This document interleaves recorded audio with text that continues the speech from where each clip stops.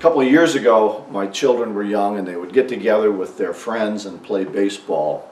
And we had a new neighbor, Ben, and he was maybe about 6 or 7 years old, and Ben didn't know anything about baseball. And so, of course, we're trying to be encouraging to him and help him to do better. And so, my son threw the ball really easy, and Ben actually hit it. And we yelled, "Run, Ben, run to first." And we pointed out where first was, and Ben ran to first. And we said, "Run to second, Ben," and he ran to second. And we said, "Run to third, Ben," and he ran to third. And then we started yelling, "Run home, Ben, run home." And Ben ran home to his home. He didn't know what home was. And so we were great at congratulating him and being encouraging, but he didn't get the message the right way. Now, that's kind of a fun story to tell, but how often is it that we coach people and we try to help them be better and they don't even know what we're talking about, or they don't believe what we're saying, or the message is received wrongly? And so in this video, what we want to talk about is coaching, and specifically we want to talk about congratulatory coaching. And that is the coaching where you find somebody doing something right and you let them know about it. You look for the things they're doing right and you tell them that they're doing well. And kind of funny thing about congratulatory coaching is I've talked to a lot of business people.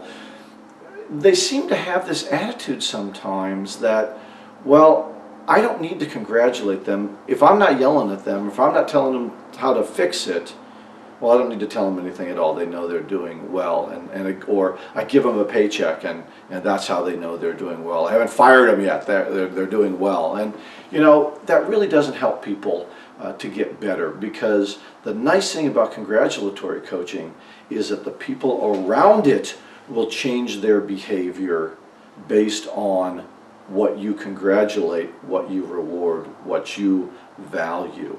So there is a challenge, though, with congratulatory coaching, and that is if we do it wrong, we do it in a way that can seem fake or insincere, it's not going to have the value or the power that we want it to have. So here's the first rule for congratulatory coaching, and that is catch them in the act of doing something right.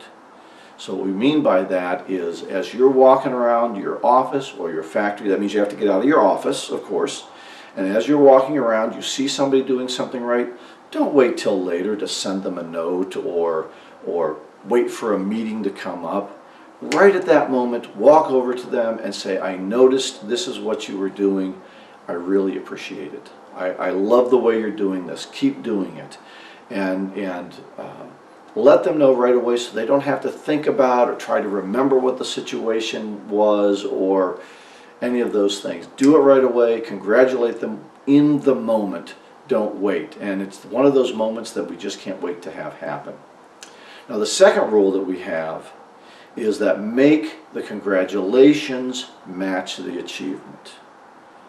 I have a friend of mine that I golf with. I've known him for 30 years. He's a great guy. He's so positive, and I really appreciate that. But every time we go out golfing, every time I hit the ball, he goes, "Great shot!" Except sometimes it's not a great shot.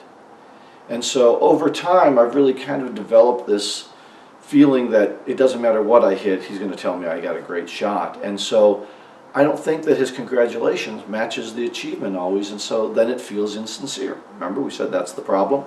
So what you want to do is make sure that your level of congratulations, your level of praise matches the achievement itself. The level of praise should match the achievement. The third thing we want to do is we want to be specific with our example. And that means we don't say, "Hey, Bob, you did a nice job." What you might want to say is, "Bob, when you volunteered to take leadership of that team, I think that was important to its success and I appreciate it." Make that example specific. Don't be vague. Don't just say, "Good job." Let them know exactly what they did, because then they can repeat the behavior. But "good job," they might not recognize which part of that was a good job in order to repeat the behavior. And of course the people around them might not hear and be able to exemplify that behavior as well. The fourth point we want to make is that you should make the praise public only if appropriate. You know, different workplaces have different cultures, and how praise is received in some places, that public praise becomes public derision as coworkers make fun of one another. Now, we hope we're able to make that praise public and it's appreciated in our workplace, but some people are embarrassed by it, and there will be cases where you want to look at that opportunity to praise somebody and either say it quietly if it's right away, or have them come into your office and just do it in a private manner. We hope we can do it publicly, but just be sensitive to the relationship for that person in the workplace. You may not always want to make it public. So in summary, we have 4 things that we want to do to make this congratulatory coaching more effective. Number 1, catch them in the act of doing something right. Number 2, match the level of appreciation to the achievement. Number 3, be specific with your example. And number 4, make it public, only if appropriate. And if we can do this, we'll find that congratulatory coaching can be as effective as corrective coaching, but it's going to increase loyalty and it's going to increase goodwill.